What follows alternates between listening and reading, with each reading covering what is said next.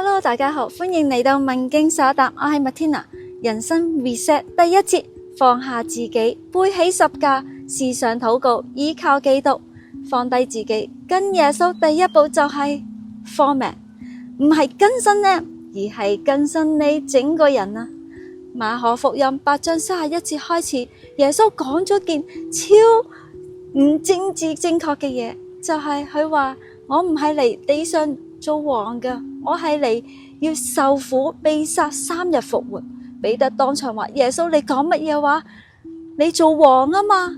耶穌明明地說這話，彼得就拉着他勸他。耶穌轉過來看着門徒，就責備彼得說：撒旦，退我後邊去吧，因為你不體貼神的意思，只體貼人的意思。馬可福音8章32到33節，跟耶穌捨己背十架，於是叫眾人和門徒來，對他們說：若有人要跟從我，就當捨己背起他的十字架來跟從我。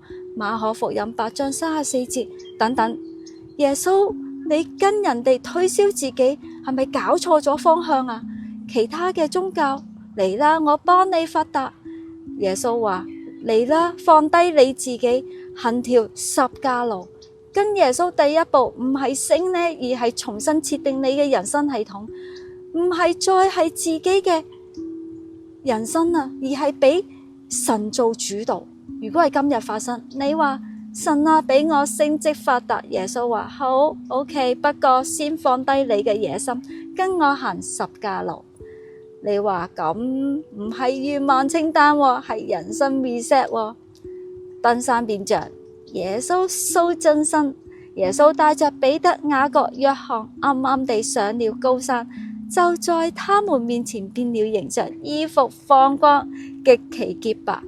馬可福音9章2到3節，耶穌平時碌平平無奇，一到山頂閃爆，彼得見到即刻想搭個3個架嘅營地，搞個永久靈修 retreat， 但神即刻 cut 咗佢啊！呢個係我嘅愛子，聽佢講嘢，唔好諗住留喺山上面唔落山啊！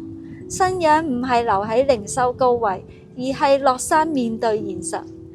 門徒講鬼失敗，耶穌話冇信心，冇祈禱。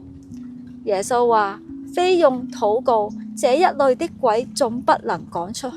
馬可福音9章29節，門徒以為已經 level up 啦，可以 solo 出招，但成件事失敗咗收場。耶穌彈佢哋話：唉，你哋呢班小信一族。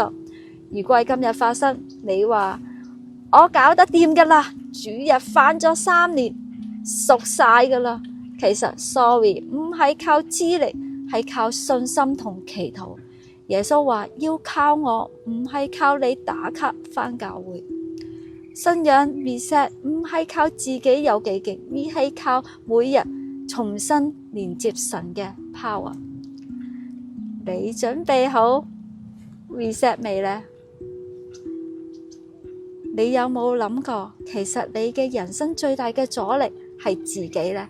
你願唔願意放下我要做主角嘅執着，改用神嘅劇本行人生路呢？